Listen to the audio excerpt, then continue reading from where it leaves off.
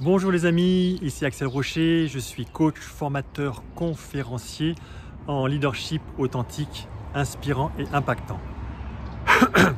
Aujourd'hui nous en sommes à notre 11e vidéo de ce défi dans 30 jours je suis et j'aimerais vous parler aujourd'hui d'une expérience que j'ai eue à propos du changement.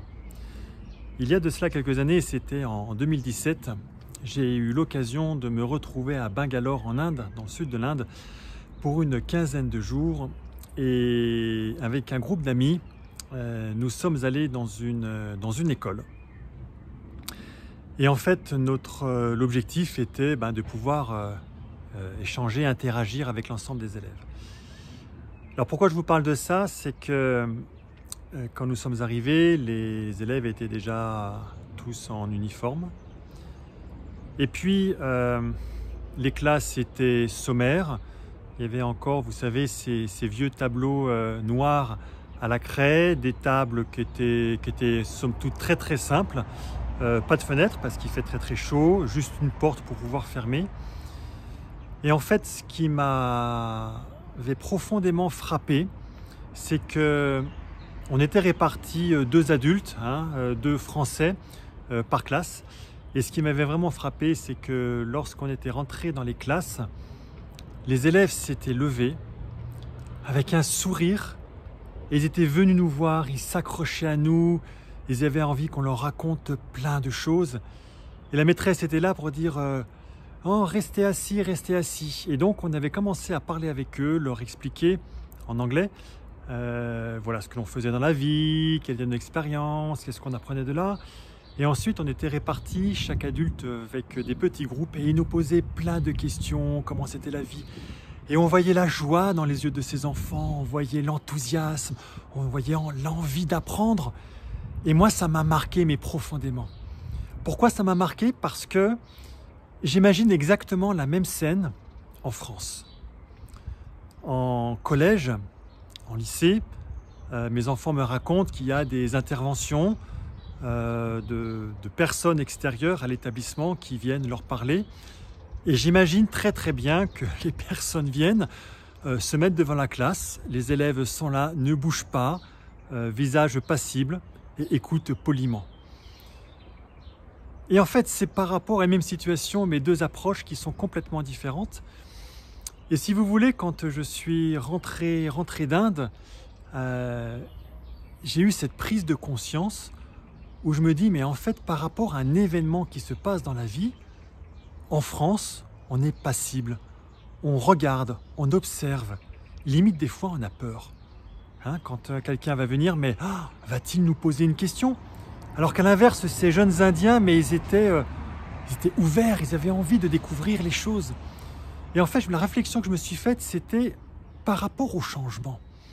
Et je pense que c'est vraiment le sujet. Par rapport au changement, nous, en France, on est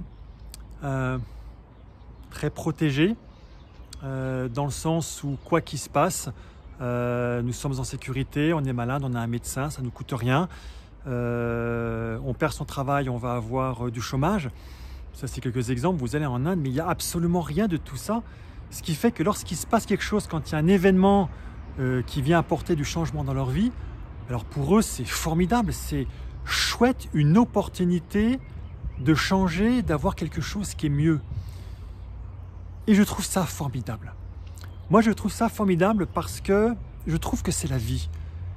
Le fait que, quand vous regardez la vie, quand vous regardez la nature, quand on regarde tout ça, en ce moment, c'est le printemps, je vous l'ai montré hier, là, voilà, j'ai un érable ici, là, voilà, qui est en pleine croissance. Mais la vie, c'est la croissance, la vie, ça bouge. Il y a des moments, c'est de l'effervescence, il y a des moments, au contraire, c'est plutôt plat. Mais c'est pas le plat tout le temps. Ça monte, ça baisse, ça monte, ça baisse. C'est pas plat, un électroencéphalogramme qui est complètement plat. Et j'adore cet aspect-là. Et moi, ça m'amène à me dire maintenant, mais à chaque fois qu'il y a quelque chose qui intervient dans ma vie, mais chouette quoi. Chouette, ça va me permettre de bouger. Et je vois bien dans les personnes que j'accompagne, je leur dis, mais tu sais, il va falloir changer. Oui, et il va falloir que tu changes maintenant. Oui, et alors? Mais c'est chouette. Ça veut dire que tu vas pouvoir peut-être passer à un niveau supérieur. C'est une opportunité de faire des choses. Donc voilà, l'enseignement que je tire de tout ça, les amis, de ce petit voyage que j'ai fait en Inde, c'est que là-bas, une expérience, un événement de la vie, un changement est pris comme une opportunité de changer. Alors que chez nous, en France, un changement, c'est j'ai peur de perdre. Et en fait, moi, ce que je me suis dit, c'est que c'est aussi l'occasion de ce défi, de ces défis que nous faisons, c'est de se dire, mais je vais apporter du changement dans ma vie, je vais le faire pas à pas, mais se dire, mais mince, on vit qu'une seule fois. Prenons chaque événement de la vie comme une formidable opportunité pour pouvoir faire autre chose, pour pouvoir donner une trajectoire qui est différente, voyant ça comme une opportunité et pas une perte. Les amis, ne restons pas ancrés dans la peur du quotidien en se disant que l'on peut perdre. Ça, c'est notre cerveau reptilien qui, oui, sa fonction, effectivement, c'est notre survie.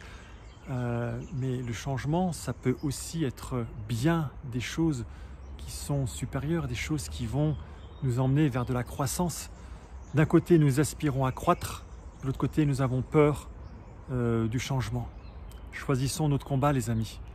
Vous voulez croître, vous voulez aspirer là dans une direction qui vous fait kiffer, il va falloir changer, de trajectoire. Faisons-le pas à pas, c'est l'occasion de ce défi, mais avançons dans cette direction. Voilà les amis, ce que j'avais envie de partager avec vous aujourd'hui. J'espère que ça vous apporte de la valeur. Demain, je vous partagerai une autre vidéo. D'ici là, encore un grand merci de pouvoir m'écouter parce que j'y prends vraiment beaucoup de plaisir. Et puis je vous dis à demain. Ciao!